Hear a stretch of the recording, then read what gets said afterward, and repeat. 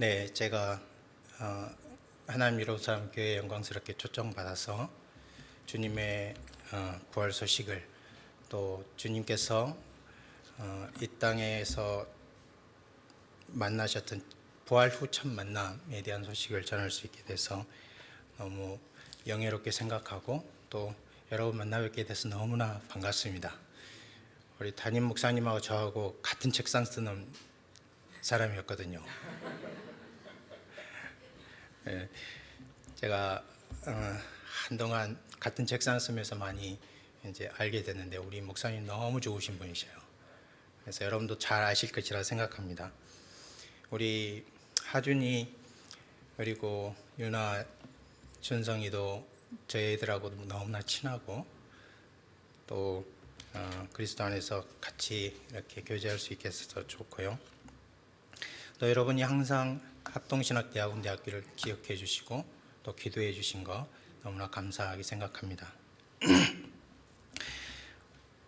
오늘 말씀 여행을 할 텐데요. 목사님보다 조금 길어요. 그래서 먼저 여러분께 양해를 드리고 요한복음 20장을 이렇게 펴고요. 함께 말씀 여행을 떠나면 좋겠습니다.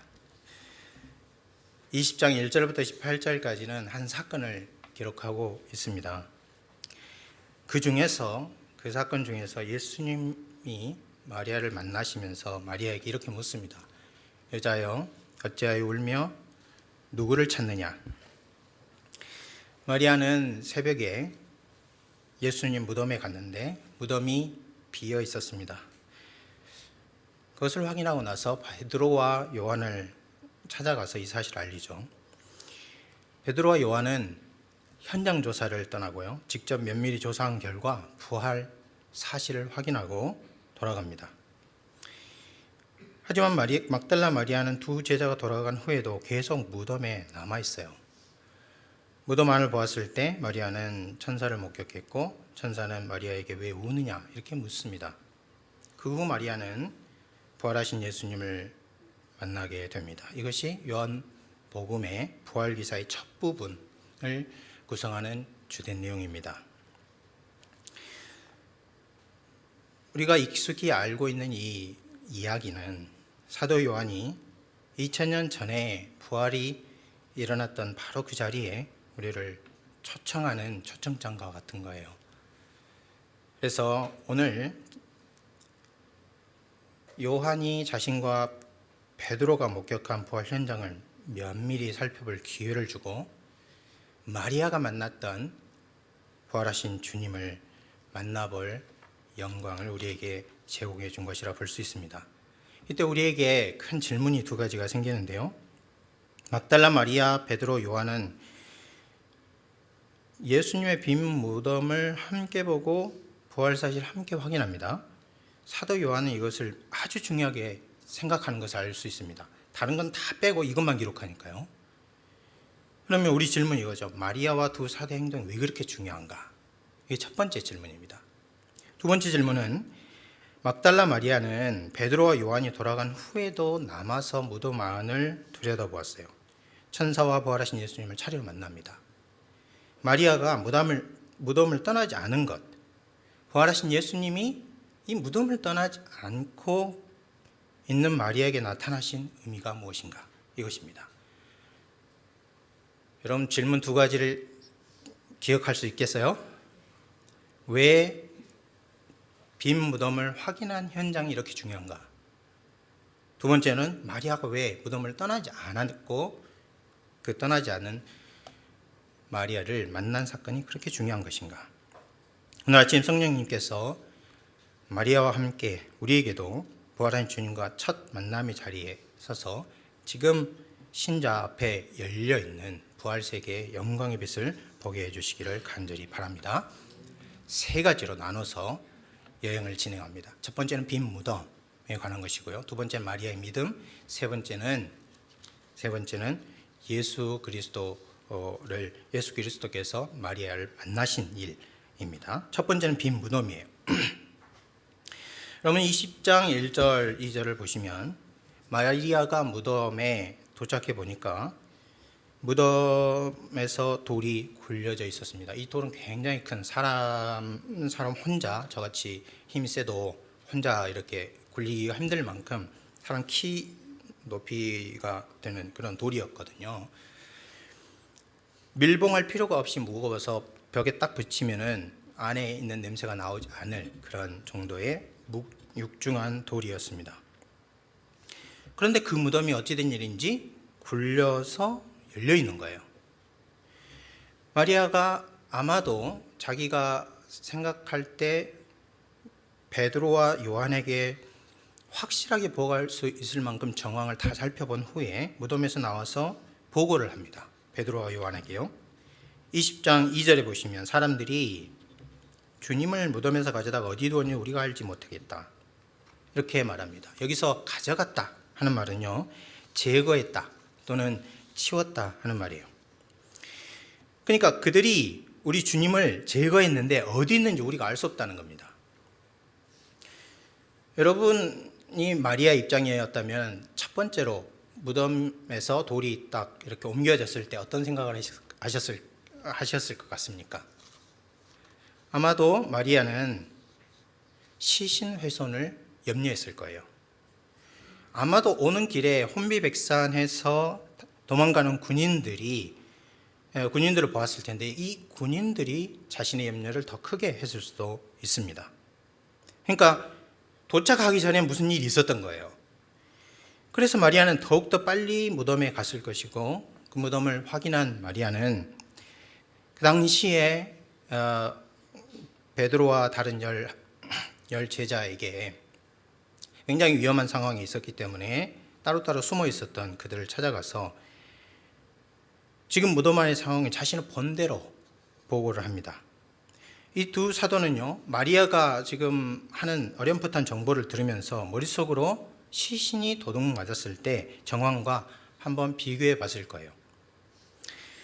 여러분, 남자들의 경험과 상식으로 볼 때 여기에 마리아의 보고에는 뭔가 맞지 않는 부분이 있습니다. 만일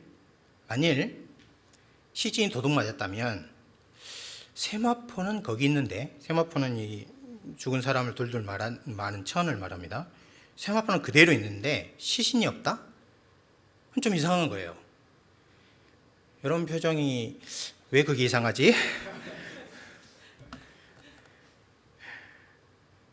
좀 이따 설명드릴게요. 이상해요.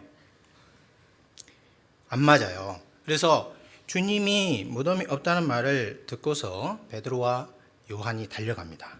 먼저 요한이 무덤에 도착해서 확인을 하죠. 5절에 보시면 요한이 굽으려 보니 세마포가 놓였더라. 그렇게 되어 있어요.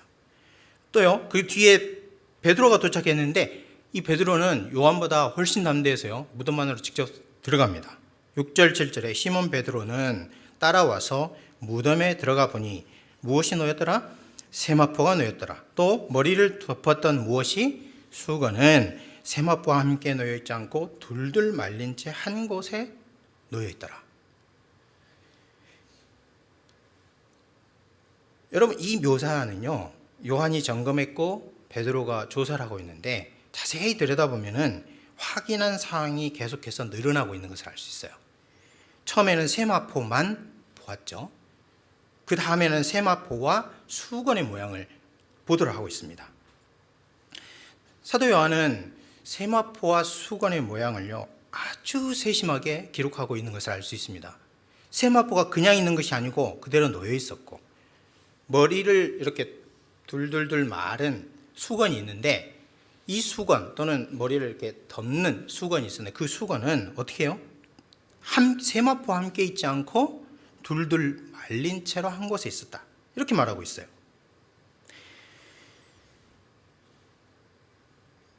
그러면 요한이 왜 이 모양, 위치 이런 것들을 정확하게 기록해야 할 것이라고 생각했을까요? 무엇을 뜻하고 있을까요? 여러분, 요한복음 20장과 공간복음을 비교해 보면 요한복음이 훨씬 자세하거든요. 그럼 이 비교해서 볼 때 우리가 판단할 수 있는 건 이것입니다. 예수님이 금요일 오후 3시에 운명을, 3시에서 4시 사이에 운명을 하게 됩니다. 6시쯤 되면 해가 지기 때문에 안식일이 시작돼요. 그럼 안식일이 시작되면 사람들이 아무것도 할 수 없기 때문에 서둘러서 이 3시부터 4시, 3시나 4시부터 6시, 이 2시간 간격의 시간 간격에서 장례를 치러야 되거든요. 그래서 굉장히 빠른 속도로 장례를 하는데 막달라 마리아와 또 함께 갈릴리에서 온 제자들이 그 안치하는 장면을 자세히 목격을 하게 됩니다. 그런데 요한이 묘사하고 있는 이 모습, 세마포가 돌돌돌 말린 채로 그리고 머리를 덮었던 수건이 그 세마포와 따로 있었다 하는 그 묘사는 마치요 안식일 전 금요일 오후에 주님을 안치할 때 모양과 정확하게 같았다는 것을 알 수 있어요. 여러분이 성경을 비교를 해보면 그 모습을 알 수 있어요.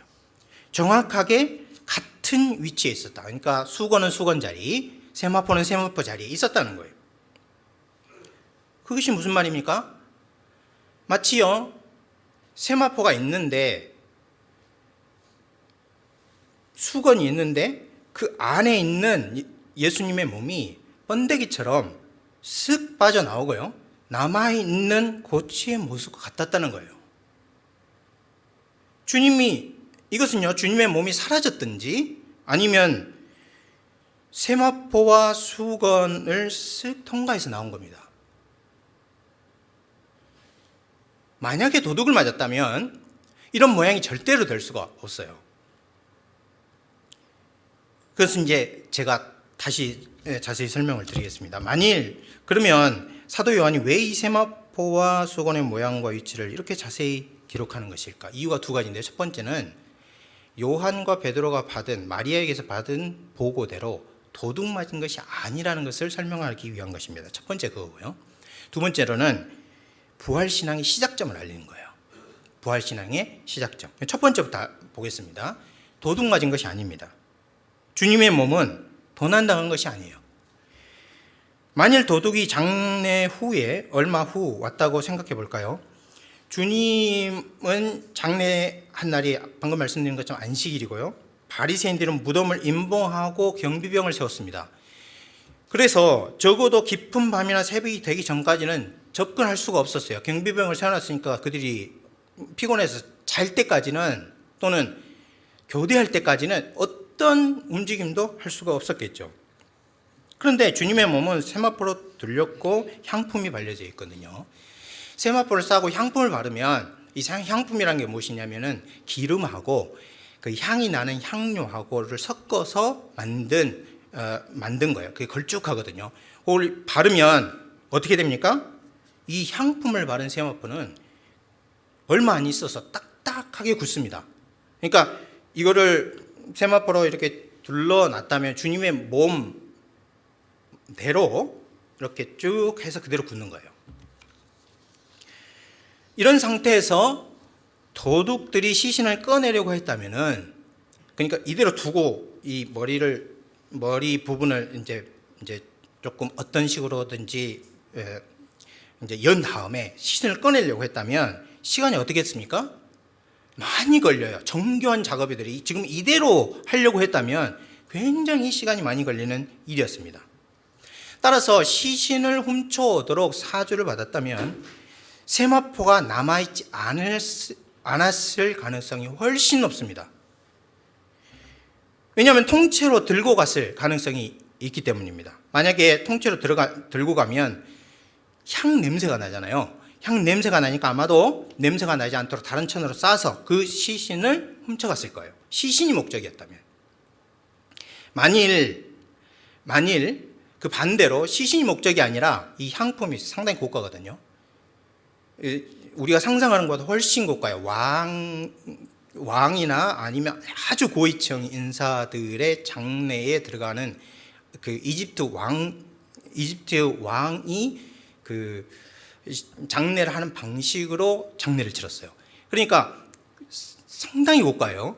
그러면 이 향품이 목적이었다면 세마포만 두고 갈 리가 없죠. 그러면 주님의 몸이 남아있고 세마포만 없어졌어야 돼요. 두 개가 아니잖아요. 그러면 이것도 아니고 저것도 아니면 단순하게 시신을 악의적으로 훼손하는 데 목적이 있을 수도 있지 않느냐, 그렇게 물을 수도 있어요. 그렇더라도 본문과 일치하지 않습니다. 왜냐하면 도둑들이 주님의 몸만을 꺼내려고 했다면, 몸만을 꺼내서 이제 훼손하려고 했다면 세마포나 수건을 찢거나 뜯어서 버리고 떠났을 것이기 때문입니다.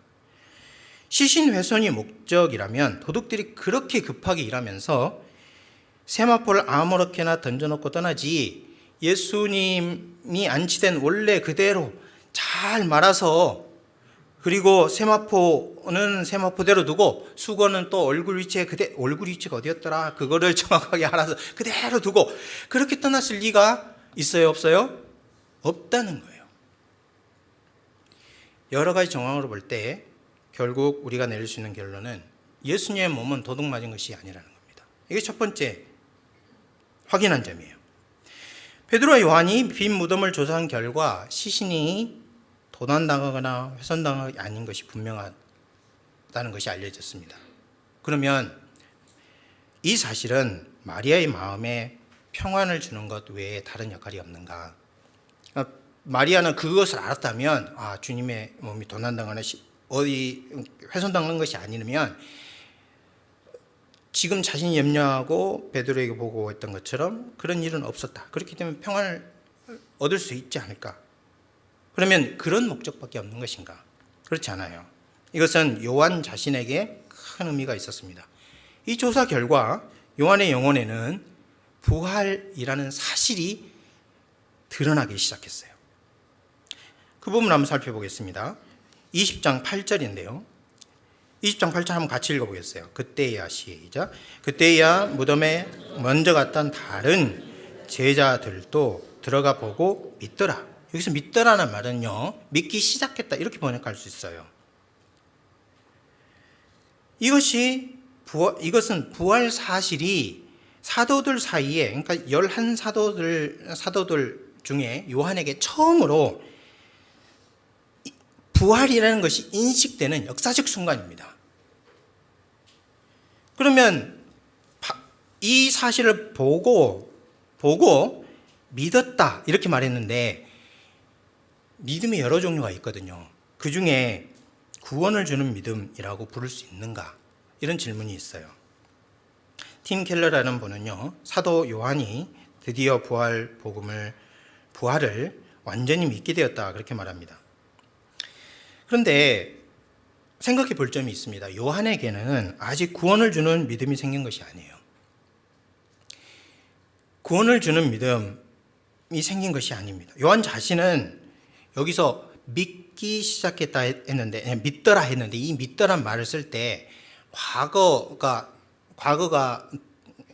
여러 가지 과거 형태 중에서 두 가지 중에서 한 가지를 선택해서 쓰는데요. 그 용법 중에 어떤 동작의 시작이나 진입을 가리키는 용법이 있습니다. 아마도 그걸 사용했던 것 같아요. 만약 그것이 사실이면 이 내용을 본문에 적용시키면 이렇습니다. 베드로와 요한 둘 다 아직 믿은 것이 아닙니다. 요한은 베드로의 마음에서 어떤 일이 일어났는지 말하지 않는데, 누가복음에서는 베드로가 그 된 일을, 그러니까 예수님이 부활하셨고 무덤은 비어있고, 그리고 그것을 확인한 그 사실을 보고 놀랍게 여기며 집으로 돌아가니라 그랬어요. 그래서 부활이라는 것을 믿거나 아니면 부활하신 주님에 대해서 믿거나 하지 않았어요. 요한은 단지 자신의 경험, 즉 자신의 삶에 지각 변동을 일으킨 순간을 보고하고 있을 뿐입니다. 이것은 무엇을 의미합니까? 빈 무덤에 가서 두 사도가 부활에 대한 증거를 확인한 것은, 부활은 불가능해. 사람이 죽은 자 가운데 어떻게 살아나지? 그리고 주님이 십자가에서 죽으셨는데 종말 때가 아니라 지금 이 순간, 지금 이 자리에서 살아나셨어 라고 생각하는 그 생각에 온 인류가 반대하거든요. 마지막 날에 가서요, 우리가 부활할 것은 여러분도 지금 믿을 거예요. 그런데 만약에 지금 이 자리에 누군가 죽었는데 지금 이 자리에서 이 시점에 다시 일어난다. 이렇게 하면 상당히 믿기가 어려울 겁니다. 그런 거예요. 여러분, 인간은 너무나 오랜 경험의 축적이 되어 있어서 창조부터 지금까지 한 번도 반대되는 일이 거의 없었기 때문에 구약의 몇몇 예외, 그리고 예수님 공생애 동안 일어났던 몇몇 예외를 제외하고는 그보다 훨씬 많은 증거와 경험이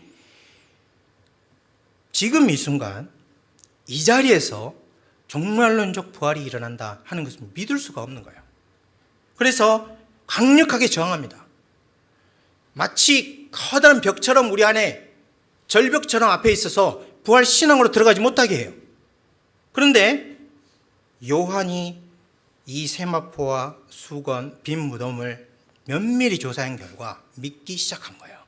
아, 이 자리, 이 순간에 예수께서 말한 종말적 부활이 실제로 일어났구나. 그래서 앞에 있는 절벽을요, 이 요한이 사실을 확인한 것이 마치 방망이처럼 이 절벽을 두들기는 겁니다. 두들겨서 균열이 생기고 뒤에 있는 부활 세계의 빛이 자신의 영혼 속으로 들어오기 시작한 시점, 바로 이 순간이 바로 그 시점입니다.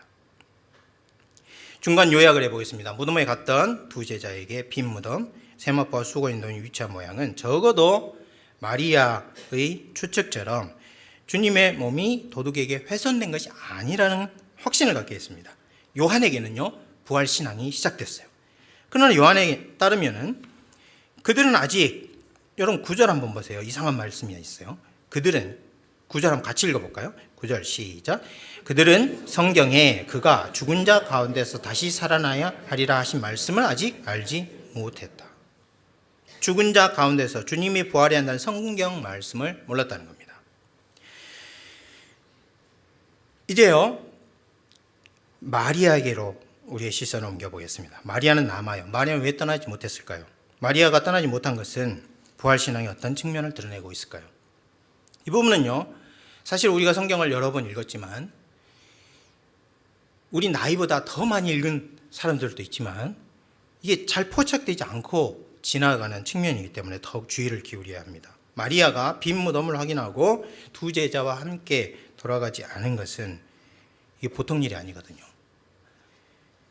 과연 마리아에게 무슨 일이 있었는지 추적하기 위해서 이제 시야를 좀 확대해서요. 확대해서 앞에 1절부터 18절까지 전체를요, 한번 처음부터 다시 생각해 보도록 하겠습니다. 마리아는 새벽에 무덤에 갔죠.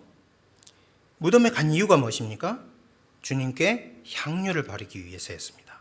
하지만 지금은 그럴 수 없어요. 주님이 없잖아요. 명백해졌습니다. 도둑 맞은 것이 아니고, 그런데 어디 있는지 모릅니다. 요한과 베드로도 와서 확인했습니다. 이것은 지난 금요일 오후에 로마 군인들이 예수는 죽었다, 우리가 확인했다 말한 것과는 조금 다른 느낌이에요. 마리아에게. 나아가서 요셉과 니고데모가 주님을 장사 지내고 무덤 입구를 닫는 것을 보았을 때와도 같지 않습니다. 자신이 새벽에 와서 무덤에 돌이 굴려져 있는 것을 보고 베드로와 요한을 찾아 달릴 때와도 같지 않습니다. 그때 마리아의 마음에는 적어도 주님이 어딘가에는 계셔요. 주님이 거기 계신다고 생각할 수 있었어요. 그러나 지금 베드로와 요한이 확인한 후에는 없는 겁니다. 자기 시야가 미칠 수 있는 곳에는 없어요. 여러분, 마리아에게 주님은 자신의 삶에서 영원히 사라졌다고 느끼고 있는 순간입니다. 이때 마리아가 어떻게 느끼고 있을까요? 여러분, 주님이 자신의 삶에 이제는 없다 하는 것은 막달라 마리아에게는 지옥보다도 끔찍한 고통입니다. 여러분, 우리가 지금 평안하게 신앙생활 할 수 있어서 그렇지, 우리가 성경을 빼앗기고요, 교회를 못 가고, 주님이 없어요. 그 주님이 없다니 안 놀래. 주님이 없다니까요.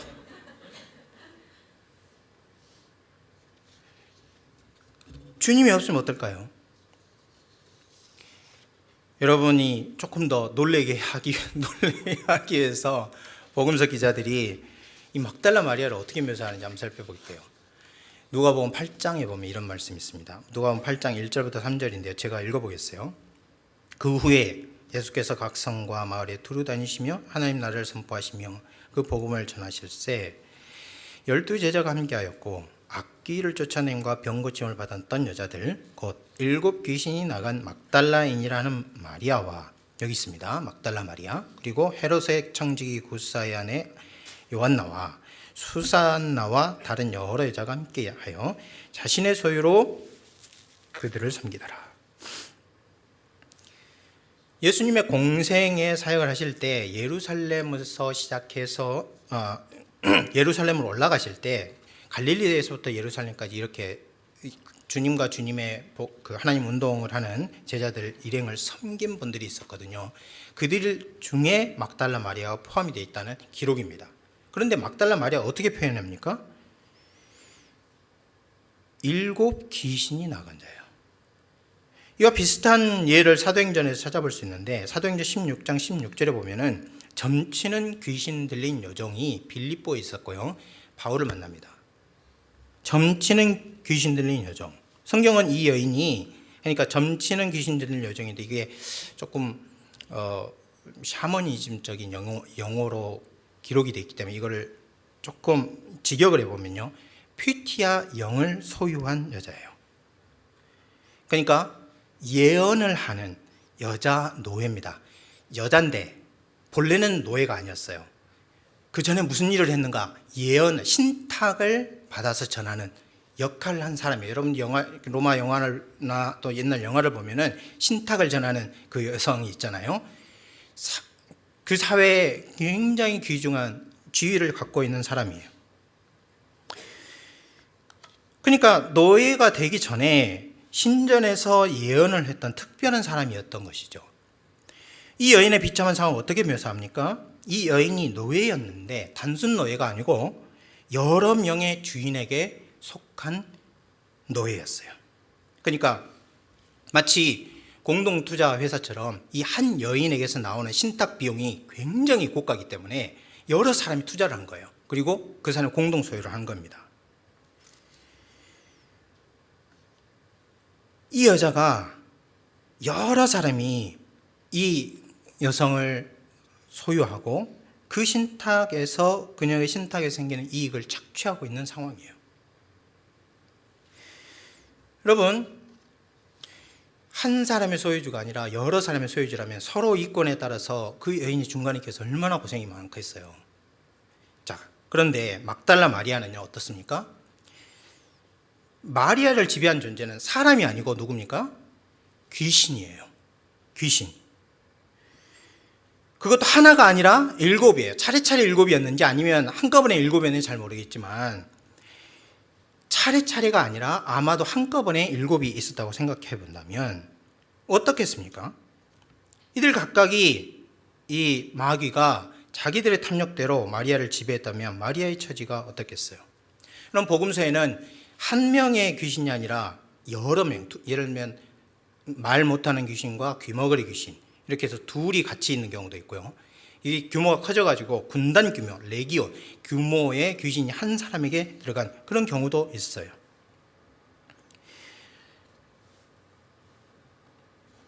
그러면 복음서에 군대 귀신 들린 자가 사는 곳이 어디라고 말합니까? 누가복음 7장에 보면은 무덤이라고 말해요. 무덤. 그리고 무덤에 살면서 자기 몸을 자해하고요. 그리고 지나가는 사람들에게 아주 거칠게 굴기 때문에 그 길을 지나갈 수가 없다. 그렇게 말해요. 자, 그러면 여기 이 상황을 마리아에게 대입을 해보면 마리아의 삶은 어느 정도 유추할 수 있어요.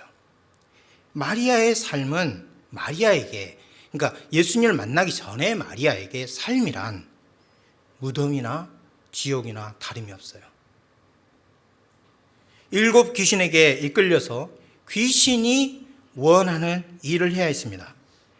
잠시라도 7 귀신이 어떤 형태로든지 잠시 활동을 멈추고 잠시 정신이 돌아오면 자신이 저지른 부정하고 끔찍한 일들에 대해서 얼마나 심한 혐오감과 수치감을 느꼈겠어요.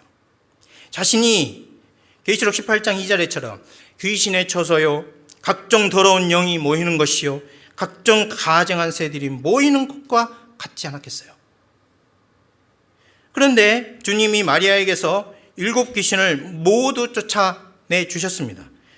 이것은 마리아에게 어떤 관념적인 구원이 아니고 실제로 사망에서 생명으로 옮기는 그런 사건이에요.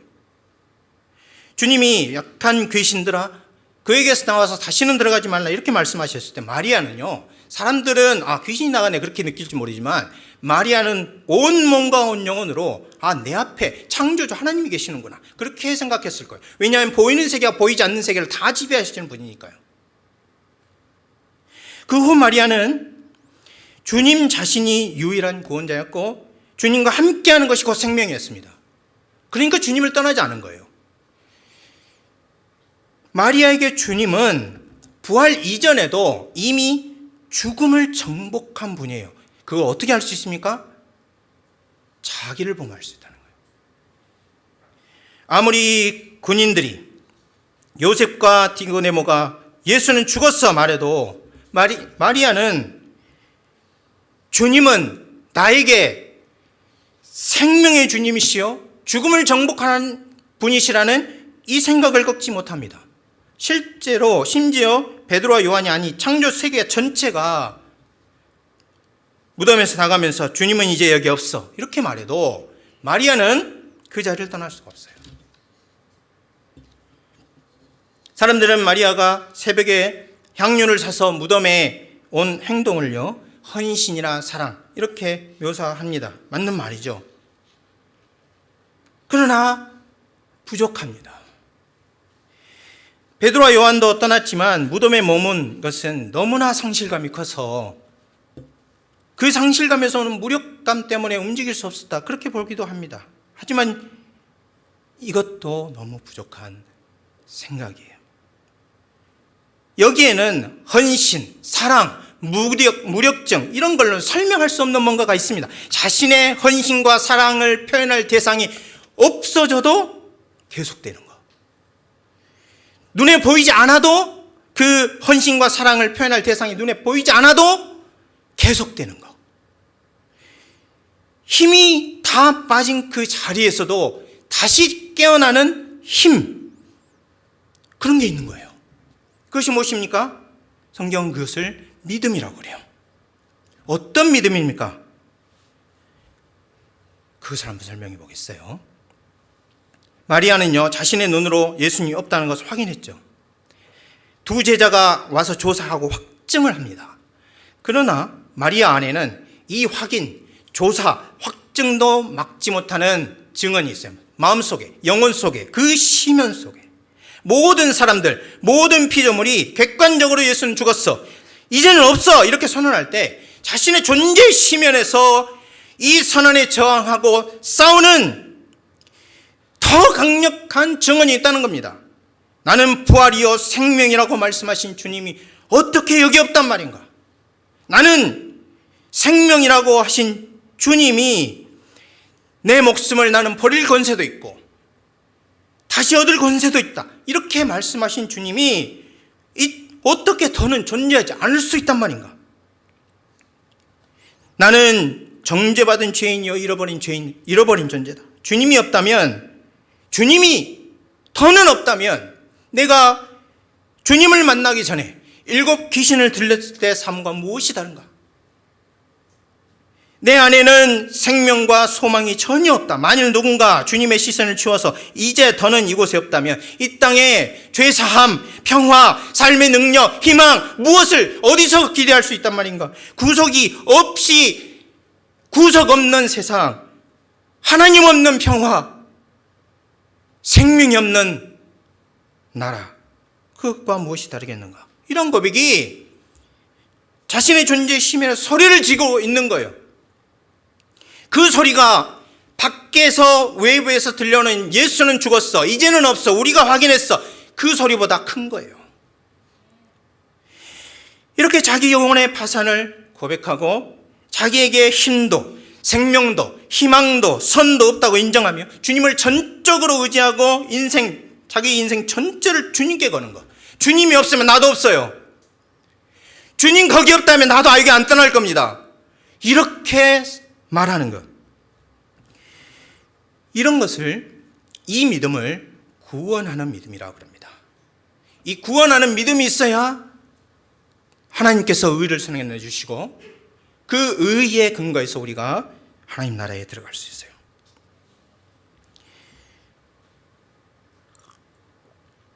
여러분, 구원하는 믿음이 무엇입니까?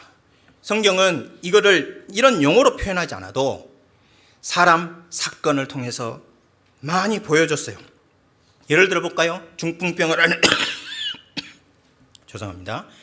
중풍병을 앓는 친구를 매우 가다 길이 막혔어요. 어떻게 합니까? 길이 막히자 계단을 올라서 지붕을 뜯고 기어이 예수님 앞에 자기 친구를 내리는 이 네 사람. 옷깃만 만져도 내가 구원을 얻을 거야 라고 생각해서 군종에게 밟힐 위험을 감수하고서라도 기어이 예수님 앞으로 간 12의 혈루증을 앓는 여인. 사람들이 뭐라고 하든 다윗의 자손 예수여 나를 불쌍히 여기소서 나에게는 당신밖에 없습니다 소리쳤던 거지 받으며 무슨 일이 있어도 오늘은 예수를 봐야겠다. 앞으로 달려가요. 나무에 올라갑니다. 길목을 딱 지키고 서 있는 삭개오. 이들 모두는 구원하는 믿음이 무엇인지를 보여주는 예예요. 그럼 주님은 내 믿음이 너를 구원하였다 이렇게 말할 때 여기서 이 네 사람 이 네 경우 그리고 마리아에게도 내 믿음이 너를 구원하였다 이렇게 말씀하셨어요.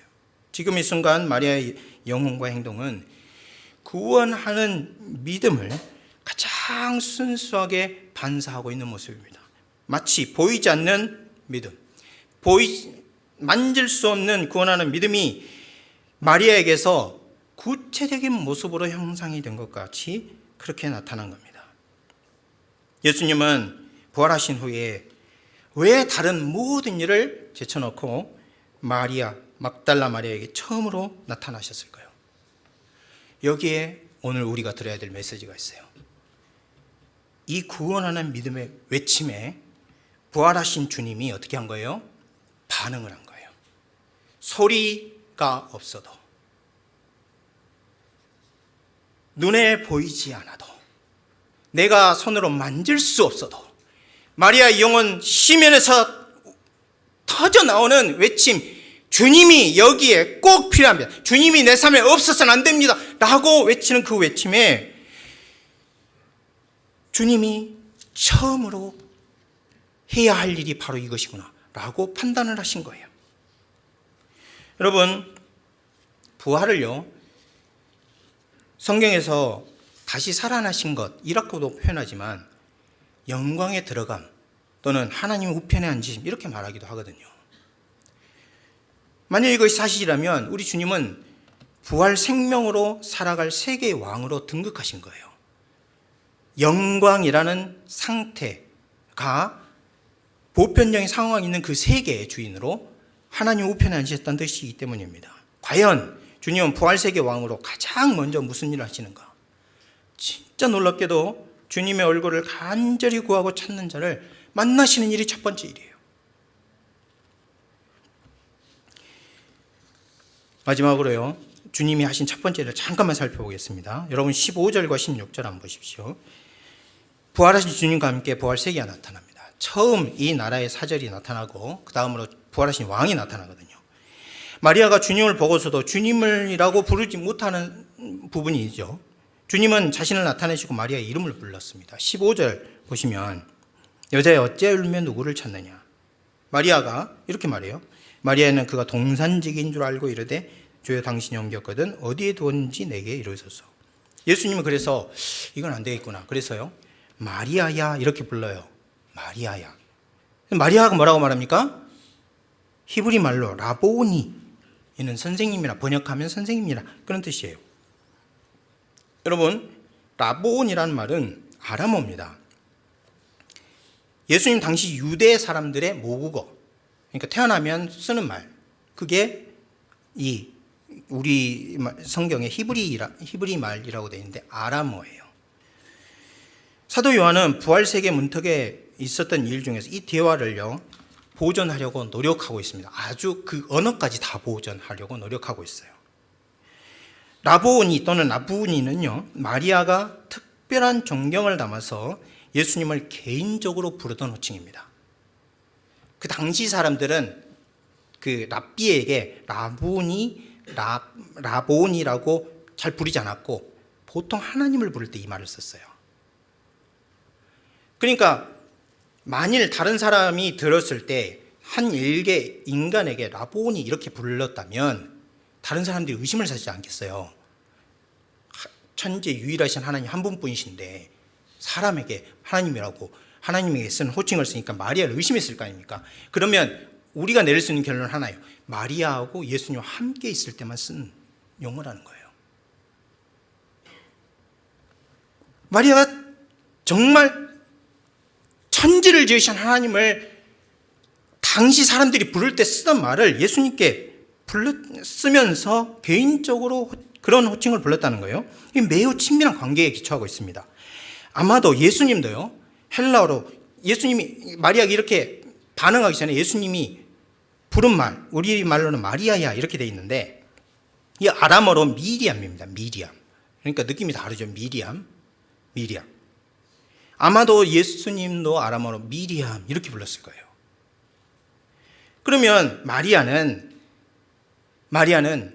어떤 결론을 우리가 내릴 수 있습니까? 마리아는 아주 예수님이 지상생애 동안에 마리아와 예수님 사이에만 쓰던 용어 중에 하나를 택한 거예요.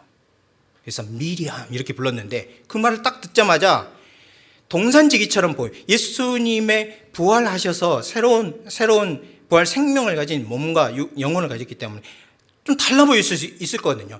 아무리 생각해도 예수님이 이렇진 않은데 여기 있을 리가 없는데 라고 생각했던 분이 예수님하고 자기밖에 모르는 말을 쓰는 겁니다. 그래서 아주 개인적인 호칭으로 대답을 해요.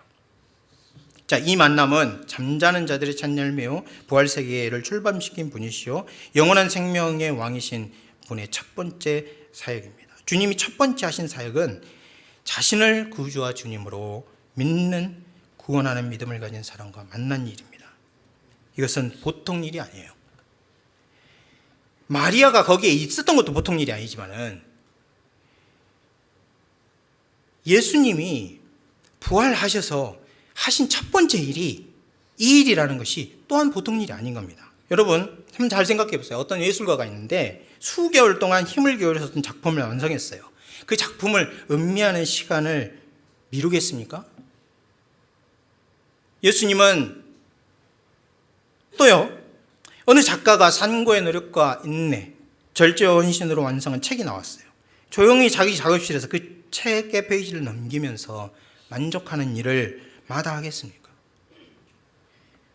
그러나 우리 주님은 영원 안에서 계획하시고 오랜 역사 속에서 작고 크게 성취하시다가 세계 대변혁 사건을 이루시고 하나님 나라의 부활 세계를 열어놓고도 먼저 그 세계에 들어가서 그동안 밀린 일을 한 것이 아니고 먼저 무덤에 울고 있는 마리아에게 가셨다는 거예요. 주님이 부활 세계를 하시고 부활 생명을 얻으신 그 첫 번째 사역이 바로 자신을 온 존재와 영혼으로 찾는 자를 만나신 것이란 겁니다. 여러분 말씀을 맺겠습니다. 우리 주님이 부활하신 후에 부활 세계로 가지 않으시고 그를 찾는 자기 백성을 찾아오셨다는 사실을 기억해야 합니다.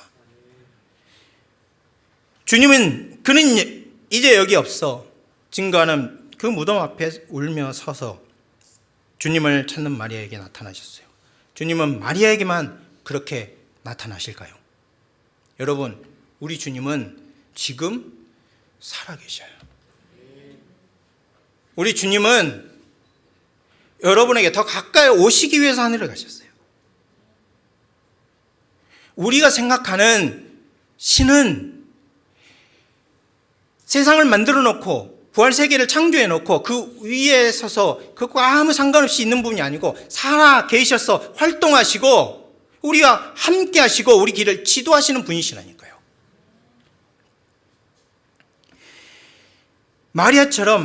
그런데 마리아처럼 만일 주님이 없다면 이 땅에서 내게 누가 있단 말인가? 이 사망의 몸에서 누가 나를 구해줄 것인가? 이렇게 물을 때 부활하신 주님이 어떻게 하실 거라고 여러분 생각하세요?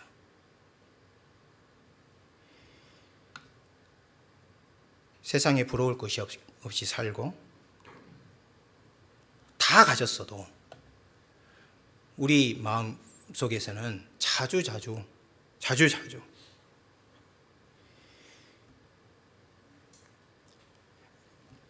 인생이 무엇인가?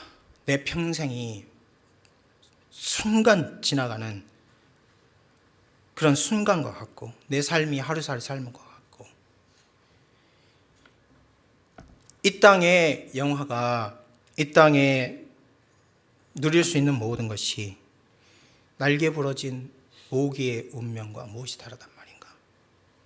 주님이 없다면 나는 없는 것 같지 않은가? 이렇게 우리가 생각하고 좀 더 영원한 것, 좀 더 본질적인 것 찾을 때 그때 주님이 어떻게 하실까요?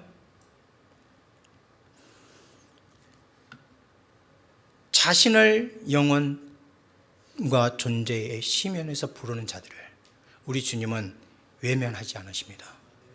아니, 찾아오셔요.